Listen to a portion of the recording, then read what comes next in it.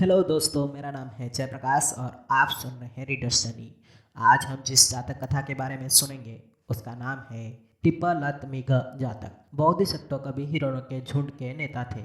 एक दिन उनकी बहन ने उसे अपने बेटे को शिकारियों से बचने और बचने के गुर सिखाने को कहा।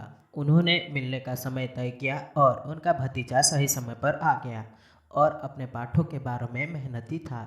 जैसे ही वो जंगल में घूमा, युवा हिरण एक जाल में फंस गया। जब उसकी माँ ने दूसरे हिरणों से इसके बारे में सुना तो वो चिंतित हो गई, लेकिन बोधिसत्व ने उसे चिंता ना करने के लिए कहा, क्योंकि उसका बेटा अच्छी तरह से पढ़ा हुआ था। युवा हिरण अपने पैरों को फैलाकर उसकी तरफ लेट गया, अपनी जीभ बाहर निकाली, अपनी आंखें घुमाई और अपने नथुने से धीरे धीरे सांस ली। इतनी दृढ़ता से मृत खेलता रहा कि उसके चारों ओर मक्खियाँ आ गई और पास के पेड़ों में कौवे आ गए। जब शिकारी आया तो उसने देखा कि वो क्या सोच रहा था कि एक मरा हुआ हिरण सड़ने लगा है। इसीलिए उसने जाल को छोड़ दिया और मांस को जलाने के लिए आग के लिए लकड़ी इकट्ठा करने में चला गया। तभी हिरण मुक्त हो गया।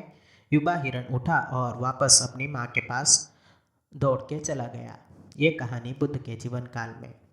युवा हिरण बुद्ध के पुत्र राहुल का पूर्वजन्म था, जो एक नौसिखिया बन गया और अपने वंश के कारण विशेष ध्यान नहीं दिया।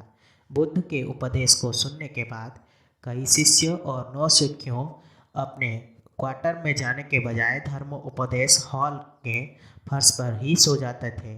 बुद्ध ने अस्वीकार कर दिया और नौसिखियों के लिए शिष्यों के रूप में एक ही कमरे में सोना एक औपचारिक अपराध बना दिया। अगली रात शिष्यों ने नए नियम को तोड़ने के डर से राहुल के लिए बिस्तर नहीं लगाया, जैसे कि वह हमेशा पहले करते थे। उसे छोड़कर खुद सोने के लिए जगह ढूंढते थे। राहुल नियमों का पालन करने में इतना मेहनती था कि रात में बाद में किसी शिष्य के अंदर आने के जोखिम के बजाय वो बुद्ध के कुटिया के सामने ही सो गया। इस घटना ने बुद्ध को अपना विचार बदलने के लिए प्रेरित किया और नौसिखियों को आवश्यक होने पर 2 दिनों तक शिष्यों के कुटिया में रहने की अनुमति दी।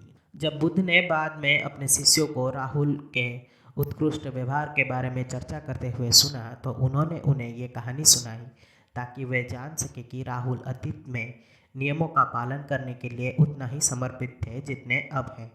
युवा हिरण की माँ बुद्ध की शीर्ष महिला शिष्यों में से एक उत्पल बनना का पूर्व जन्म था। आशा करता हूँ कि आपको ये जातक कथा अच्छी लगी होगी।